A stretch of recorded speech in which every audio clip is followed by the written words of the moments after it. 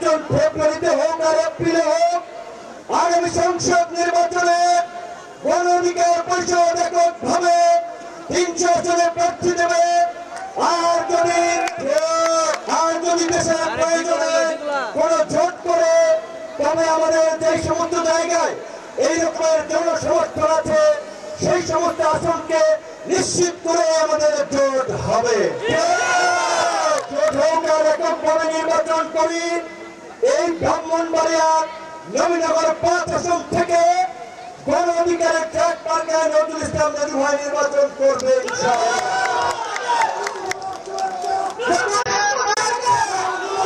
আজকে এই দেশের নাগরিকরা ঐতিহাসিক ভাবে রাষ্ট্র পরিচালনার যে অধিকার দীর্ঘ 16 বছর পরে ফিরে পেয়েছে, সেই অধিকার প্রতিষ্ঠা করার জন্য আমরা ছাত্র যুবক তরুণরা লড়াই করেছি, রক্ত দিয়েছি।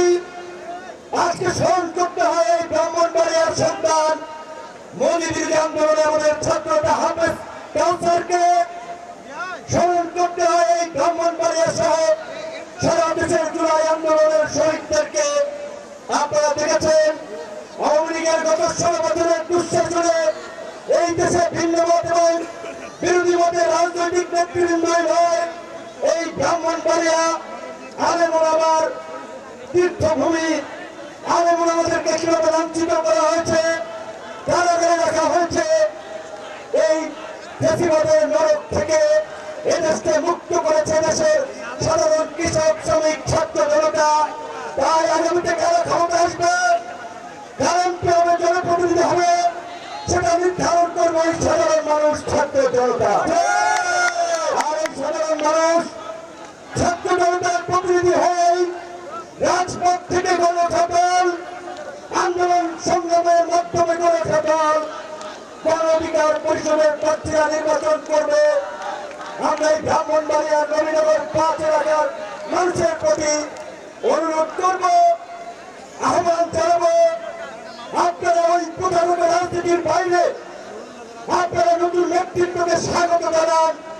একমাত্র নতুন নেতৃত্বই পারে বাংলাদেশকে নতুন ভাবে বিনির্মাণ করতে, নতুন কিছু দিতে।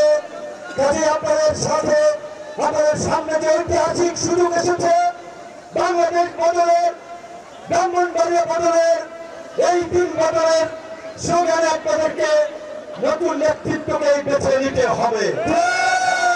একইভাবে আমরা অন্যান্য রাজনৈতিক দলের প্রতি আমরা আহ্বান জানাবো। আজকে আমরা দেখতে পাই কোন কোন রাজনৈতিক দলের নেতারা ওই পুরনো ফ্যাসিস্টদের মতোই হুমকি ধামকি আধিপত্য বিস্তারের একটা রাজনীতি দেশব্যাপী কায়েম করতে চায়। তাদেরকে শুধু মনে করিয়ে দিতে চাই 16 বছরের ওই দত্ত দানবীয় শাসন মুহূর্তের মধ্যে চুরমার হয়ে গেছে। জনগণের প্রতিরোধে নেতারা সীমান্ত দিয়ে, হেলিকপ্টার দিয়ে, নদী নালা যেভাবে পাশে খাল বিল দিয়ে পালিয়ে গেছে। আজকে কেউ যদি জনগণের বিরুদ্ধে অবস্থান নেন, তাদের পরিণতি কিন্তু তাই হবে। আমরা এই জুলাই গণ অভ্যুত্থানের অংশীদার সকল রাজনৈতিক দলকে সংযত এবং সহনশীল হওয়ার আহ্বান জানাই।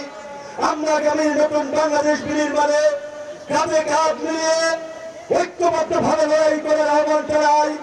দেশকে এগিয়ে নিতে সংঘাত, সহিংসতা, হানাহানি, মারামারি মুক্ত একটা নতুন রাজনীতির প্রতিষ্ঠার অঙ্গীকার আমরা গণ অধিকার পরিষদের পক্ষ থেকে করছি।